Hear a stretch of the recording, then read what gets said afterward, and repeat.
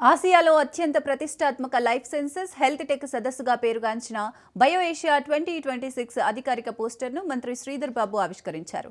2047 నాటికి తెలంగాణలో 3 trillion economy ఆర్థిక వ్యవస్థగా తీర్చిదిద్దడంలో లైఫ్ సైన్సెస్ రంగం కీలక భూమిక పోషిస్తుందని మంత్రి శ్రీధర్ బాబు అన్నారు. బయో ఏషియా 2026తో టెక్ బయో విప్లవాన్ని ముందుకు నడిపిస్తూ ఆరోగ్యకరమైన భవిష్యత్తు కోసం ప్రపంచ నిపుణులను హైదరాబాద్లో ఒకే వేదికపైకి తీసుకురావడం తమ లక్ష్యమని అన్నారు. తారీఖు నాడు 2026 మరొక మారు 23వ ఎడిషన్ ఆఫ్ బయో ఏషియా 2026 సంబంధించిన గ్లోబల్ కాన్ఫరెన్స్ ని ఏర్పాటు చేస్తా ఉన్నాం.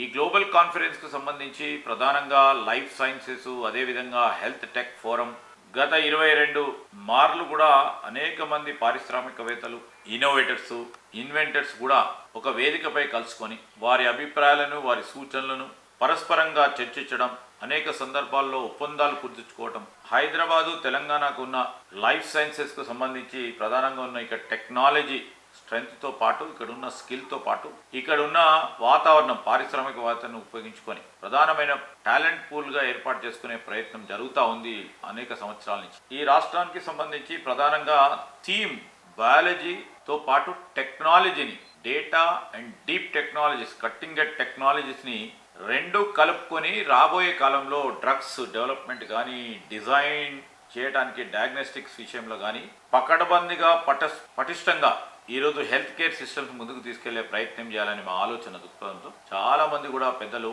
మరి ప్రధానంగా ఈ ఫీల్డ్కి సంబంధించిన పెద్దలందరూ కూడా వస్తున్నారు. ఇంకా పెద్ద ఎత్తున వస్తారని ఆశిస్తూ మరి ఈ 23rd edition of Bio Asia 2026 ఫిబ్రవరి 18th నాడు మొదలుపెట్టే ఈ కార్యక్రమ భాగంలో అనేక మంది పాల్గొనటం, మంచి చర్చలు కొనసాగి అనేక కొత్త డిస్కవరీస్కి, కొత్త ఇన్వెన్షన్స్కి తోడ్పడే విధంగా ఉంటుందని ఆశిస్తూ సెలవు తీసుకుంటాం.